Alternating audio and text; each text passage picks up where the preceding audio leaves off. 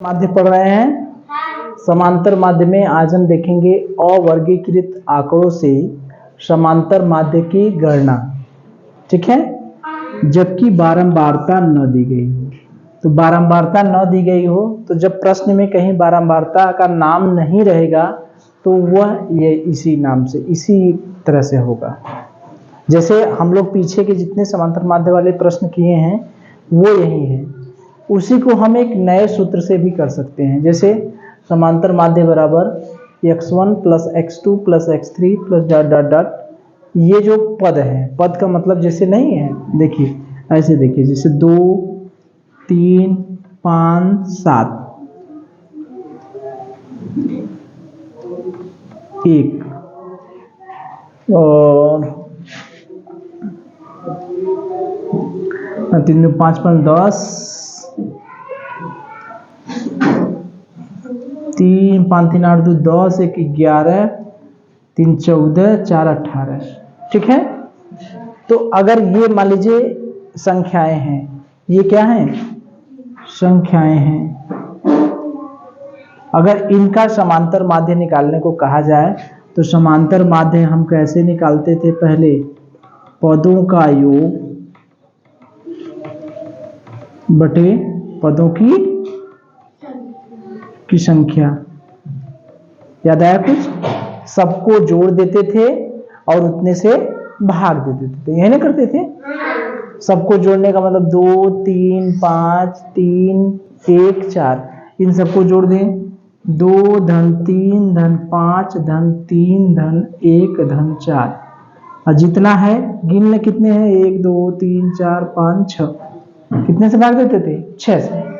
तो 2 3 5 5 10 3 13 1 14 4 18 बटे 6, यानी कितना आ गया? 3। यह सवाल हम लोग किए थे पूर्व पीछे किए। तो ये भी हमारा अवर्गीकृत आंकड़ा है। ये भी कैसा आंकड़ा है? अवर्गीकृत। कहीं बारंबारता का जिक्र नहीं है। बारंबारता लिखा रहेगा प्रश्न में, ठीक है, तो कहीं बारंबारता का जिक्र नहीं है, तो इसलिए अवर्गीकृत आंकड़ों से समांतर माध्य की गणना। ठीक है, तो पीछे भी हम लोग कर रहे थे, तो आज हम इस नए सूत्र से इसकी गणना करेंगे। तो नया सूत्र क्या है? समांतर माध्य बराबर समेशन x बटे n। समेशन यानी सिग्मा, इसका नाम है सिग्मा कहते हैं, अंग्रेजी में कहते हैं समेशन। अंग्रेजी में क्या कहते हैं? समेशन। और हिंदी में ये जो एक ऐसे कर देते हैं तो W होता है, ऐसे करते हैं तो M होता है। ठीक है, ऊपर कर दिए W, नीचे कर दिए M, न तो ऊपर न तो नीचे, बगल में कर दिए तो ये क्या बन गया? सिग्मा। इसको क्या कहते हैं? सिग्मा। ठीक है, अगर ऐसे रहेगा तो इसको क्या कहेंगे? W। ऐसे रहेगा तो इसको क्या कहेंगे? M। ऐसे रहेगा तो इसको क्या कहेंगे? क्या कहेंगे? सिग्मा। ठीक है, तो ये है सिग्मा। तो देखिए, ये सिग्मा जो है, सिग्मा का मतलब होता है सबको जोड़ देना। सिग्मा का मतलब है सबको जोड़ देना। सिग्मा x बटे n का मतलब, जो सिग्मा x है, x की जितनी भी राशि है, जितने भी पद हैं, उन सबको जोड़ दिया जाएगा। ये है पदों का योग। पदों का योग। n क्या है? पदों की संख्या। नहीं है क्या? तो वही चीज तो है। पदों का योग को हमने क्या कर दिया? Sigma x। पदों की संख्या को क्या कह दिया? n। तो समांतर माध्य का हमारा सूत्र यही ना हुआ? ये वही तो सूत्र है, पदों का योग बटे पदों की संख्या। हमने इसको थोड़ा सा दूसरे रूप में लिख दिया। ठीक है, सिग्मा x का मतलब जितने पद हैं सबको क्या करेंगे? जोड़ देंगे। n क्या है? पदों की संख्या। याद रहेगा, सिग्मा x क्या है? पदों का योग। जितने भी पद रहेंगे सबको जोड़ देंगे, उसी को कहते हैं सिग्मा x। ठीक है, n क्या है? पदों की संख्या। अब इसी सवाल को अगर हम इस सूत्र से लगाएं इस सूत्र से लगाएं तो इसमें कितने पद हैं? 1 2 3 4 5 6। तो सिग्मा x का मतलब क्या हुआ? सबको जोड़ दें, वही ना है, तो 6 को जोड़ दें। तो यही कमा करेंगे ना, 6 को जोड़ दिए बटे n क्या है? पदों की संख्या। कितनी संख्या है? 1 2 3 4 5 6। यही चीज हुआ कि नहीं? तो वही काम करेंगे। 2 धन 3 धन 5 धन 3 धन 1 धन 4 बटे 6, 18 बटे 6, यानी कितना आ गया? 3 आया। तो इससे भी 3 आया। ठीक है, तो समांतर माध्य का मतलब यही हुआ कि पदों का योग बटे पदों की संख्या। जितने भी पद हैं सबको क्या करेंगे? जोड़ देंगे, जोड़ के उतने से भाग दे देंगे, निकल जाएगा। चलिए देखिए, ये प्रश्न है कक्षा 7 के 10 विद्यार्थियों का भार किग्रा में 56, 42, 40, 38, 52, 48, 45, 45, 44, 40 किग्रा है। उनके भार का समांतर माध्य ज्ञात कीजिए। उनके भार का क्या ज्ञात करना है? समांतर माध्य। ठीक है, तो देखिए कक्षा 7 के कितने विद्यार्थी हैं? 10। कितने विद्यार्थी हैं? 10। उनके भार क्या क्या हैं? 56, 42, 40, 38, 52, 48, 45, 45, 44, 40। ठीक है, तो इनके भार हैं 10 हुए कि नहीं? 1 2 3 4 5 6 7 8 9 10। ये भार किसमें है? किग्रा में। किसमें है? किग्रा। ठीक है, तो 10 विद्यार्थियों के भार इतने दिए गए हैं। हमसे पूछ क्या रहा है? समांतर माध्य। तो हम अपने दोनों नियम से लगा सकते हैं कि नहीं? एक पदों का योग बटे पदों की संख्या है ना, या सिग्मा x बटे n। किससे लगाएं? सिग्मा वाले से लगाएं कि पदों का योग वाले से? सिग्मा से। सिग्मा x बटे n। सिग्मा x मतलब इन सबको क्या कर दे? जोड़ दे। n मतलब कितने लोग हैं?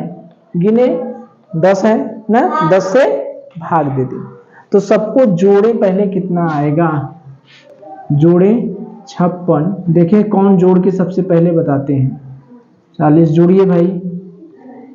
38, 52, 48, 45, 45, 44 धन 40 बटे 10।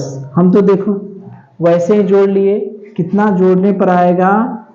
450 बटे 10। कितना आ गया? 45। 450 जोड़ने पर आया। कैसे जोड़ेंगे? 56, 42, 40, 38, 52, 48, 45, 45, 44, 40। यही वन है। 1 2 3 4 5 6 7 8 9 10।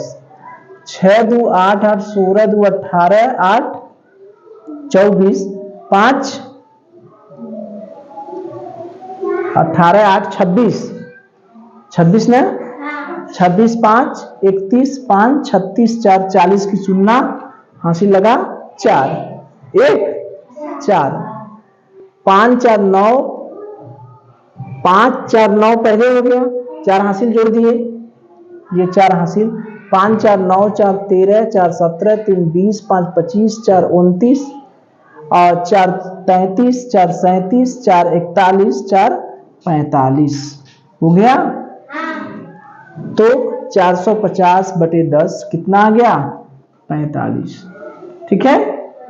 तो कक्षा 7 के 10 विद्यार्थियों का भार दिया गया है। हमसे क्या पूछ रहा है? समांतर माध्य। तो पुराने वाले भी विधि से लगा सकते हैं। सबको जोड़ दें, जोड़ के जितनी संख्या है उतने से क्या कर दें? भाग कर दें।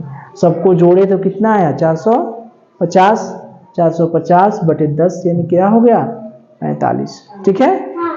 चलिए एक प्रश्न है, 5, 6, 11, 22 का समांतर माध्य ज्ञात कीजिए। कितना? 5, 6, 11, 22। ठीक है। तो कितने का? 5, 6, 11, 22। बड़ा आसान है ना? समांतर माध्य बराबर सिग्मा x बटे n। सिग्मा x का मतलब किसको किसको जोड़ेंगे? इन सबको जोड़ दें, जोड़ के कितने से भाग देंगे? 4 से। तो जोड़िए, कितना हुआ? 44। Very good. बटे 4। 6, 5, 11 दूनी 22 दूनी 44 भागे 4 यानी कितना हो गया? 11। ठीक है। तो इसी लगे एक सवाल और देख लें। ये तो बहुत आसान था, 4 संख्याएं थी, उसका समांतर माध्य ज्ञात करना था। ठीक है। चलिए अगला देखिए, 11 से 15 तक प्राकृतिक संख्याओं का समांतर माध्य ज्ञात कीजिए। कितने से कितने तक? 11 से 15 तक। 11 से कहां तक? 15 तक प्राकृतिक संख्याओं।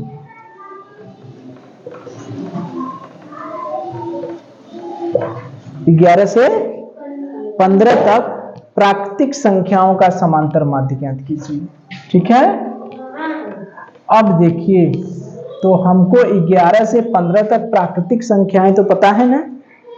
प्राकृतिक संख्याएं तो हम लोग जानते हैं कि ऐसी संख्याएं जो प्रकृति हमें देती है, जिनकी गणना हम बिना पढ़े जान जाते हैं। प्राकृतिक संख्याएं 1, 2, 3, 4 इस तरह से अनंत तक होती है ना। तो 11 से 15 तक कौन कौन प्राकृतिक संख्याएं होंगी? 11 से 15 तक में 11 होगा, 12 होगा, 13 होगा, 14 होगा, 15 होगा, 16 होगा? नहीं, क्योंकि हमको कहां तक करना है? 15 तक। 11 से चालू करना है और 15 तक जाना है। तो 11 से 15 तक जो प्राकृतिक संख्याएं हैं उसका समांतर माध्य निकालना है, यही ना है। तो समांतर माध्य का सूत्र हमें पता है, सिग्मा x बटे n। सबको क्या करेंगे? जोड़ेंगे। क्या करेंगे? जोड़ देंगे। 1, 2, 3, 4, 5, 11, 12, 13, 14, 15। 11, 12, 13, 14 और 15 सबको हमने क्या किया? जोड़ दिया। ठीक है। उसके बाद भाग कितने से देंगे? कितने से भाग देंगे? 5 से। Very good. 1, 2, 3, 4, 5 जितनी संख्या है उतने से भाग दे देंगे। तो 5 से हमने क्या किया? भाग कर दिया। सबको जोड़िए, 11, 12, 23, 13, 36, 36 से 14, 50 और 15, 65। यही हुआ ना। देख लीजिए गड़बड़ होगा तो 11, 12, 13, 14, 15। 2, 1, 3, 3, 6, 4, 10, 5, 15 की 5 हासिल लगा। 1, 2, 3, 4, 5, 6, 65। ठीक है। तो 65/5 बराबर क्या हो गया बच्चा? 11। बात समझ में आ गई? तो ये हमारा है 11 से 15 तक प्राकृतिक संख्याओं का समांतर माध्य। ठीक है। अगर प्राकृतिक संख्याओं के बजाय हमसे कह देता 11 से 15 तक सम संख्याओं का, सम संख्याएं कहता, तब कौन कौन होता? सम संख्याएं कहता तो 11 से 15 तक सम संख्याएं कौन कौन है? 12 है और 14 है, तो दुआ हुआ। तो 12 और 14 का समांतर माध्य, दोनों को जोड़ देंगे। अरे भाई 11 से 15 तक अगर हमसे सम संख्याएं कहता तो सम संख्याएं कितनी हैं? एक दुआ है ना, दो से ज्यादा तो है नहीं, दो हैं, तो दोनों को जोड़ दिए और कितने से भाग दिए? कितने से भाग दिए? 2 से। 26 भागे 2 यानी कितना हुआ? 13। ठीक है। तो इस तरह से हमारा ये प्रश्न हो गया कि 11 से 15 तक प्राकृतिक संख्याओं का समांतर माध्य कितना होगा। अगर हमसे सम संख्याओं का पूछेगा तो सम संख्याओं का निकालेंगे। ठीक है। चलिए, एक प्रश्न है कि यदि 2, 3 और x का समांतर माध्य 3 है, 2, 3 और x का समांतर माध्य कितना है? 3, तो x का मान क्या होगा? तो x का मान क्या होगा? ठीक है। तो ये प्रश्न है कि यदि 2, 3 और x का समांतर माध्य 3 है तो x का मान, मतलब समझ रहे हैं?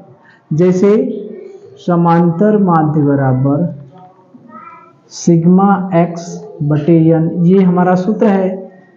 तो अब क्या है, इसी में जो 1, 2, 3 ये जो पद है वो दिया नहीं है, उसकी जगह गायब कर दिया है, मतलब उसकी जगह x कर दिया है, या p मान ले हम p कर दिया है। ठीक है, कंफ्यूज होंगे ऐसे, p कर दिया है तो p का मान बताइए। ठीक है, x, y, p, क, ख, कोई दूसरा m, n, इस तरह से, मतलब संख्याएं कितनी है, पद कितनी है? 2 है, 3 है और एक पद क्या है? p।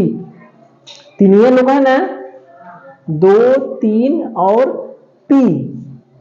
ठीक है, जहां x है वहां हमने क्या मान लिया? p। क्योंकि बार बार यहाँ x रहेगा तो कंफ्यूज होंगे कि रहने दे, x रहने दे। चलिए, तो ये x क्या है? एक पद है। ये क्या है? एक पद है। 1, 2, 3, 3 लोग हैं, पहला, दूसरा, तीसरा। पहला कौन है? 2, दूसरा कौन है? 3, और तीसरा क्या है? पता नहीं है, उसी को तो निकालना है कि तीसरा क्या है। हाँ, लेकिन समांतर माध्य दिया है। इसके पहले जो सवाल रहता था उसमें समांतर माध्य नहीं दिया रहता था। ठीक है, बात समझ में आ रही है? इसमें टोटल कितने लोग हैं? 1, 2, 3। कितने लोग हैं? 3। जैसे देखिए दिया है,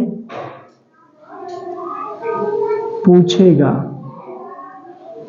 अगर हमसे समांतर माध्य पूछ रहा है, अगर ये पूछ रहा है तो क्या क्या दिया रहेगा? ये सब दिया रहेगा ना, सिग्मा x दिया रहेगा, यानी पदों का योग,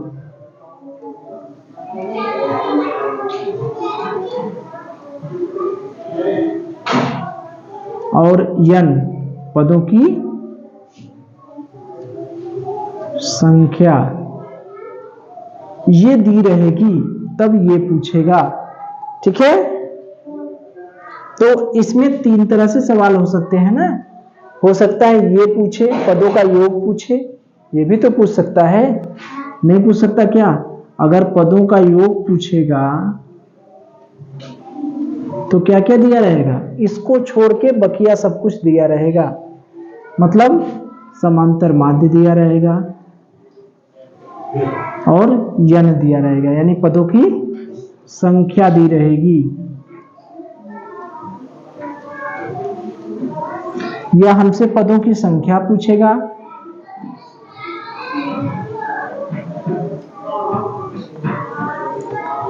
की संख्या पूछेगा तो हमसे क्या पूछ दिया रहेगा, समांतर माध्य दिया रहेगा और पदों का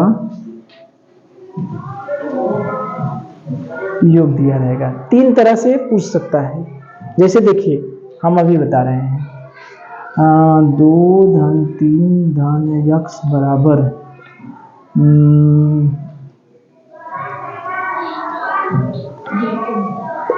3 बराबर 2 धन 3 धन यक्स बटे 3, 3 त्रिक 9 बराबर 5 धन यक्स, यानी यक्स बराबर 4। ठीक है, तो देखिए अगर हम कहें एक प्रश्न आ जाए, प्रश्न है 2 3 4 का समांतर माध्य ज्ञात कीजिए।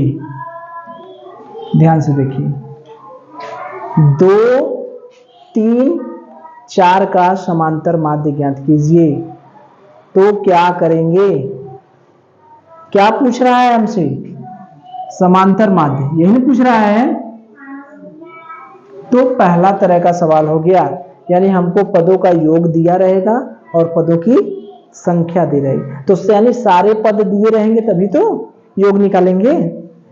ठीक है, तो पदों का योग देखिए क्या होगा, समांतर माध्य बराबर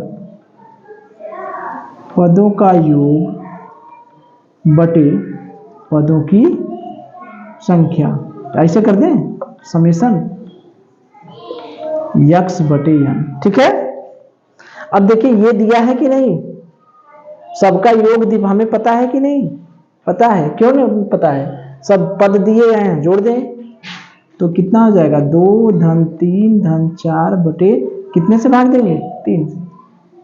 तो 3 2 5 4 9 बटे 3, यानी उत्तर कितना आ गया, 3। निकालिए, हम निकालिए। तो पहला जो समांतर माध्य हमने निकाला, तो अगर समांतर माध्य निकालना है तो हमें पदों का योग और पदों की संख्या दोनों नहीं दिया है, ये सबका जोड़ने पर नहीं दिया है भाई। पद दिया है इसका मतलब सब दिया है ना, कितने पद हैं 1 2 3 ये भी तो दिया है, तो हमने समांतर माध्य निकाल लिया। दूसरा तरीका क्या होता, अगर पदों का योग हम पूछते, अगर मान लीजिए हम ये प्रश्न बनाते, तब कैसे बनाते, पदों का योग पूछते तो कैसे पूछते कि यदि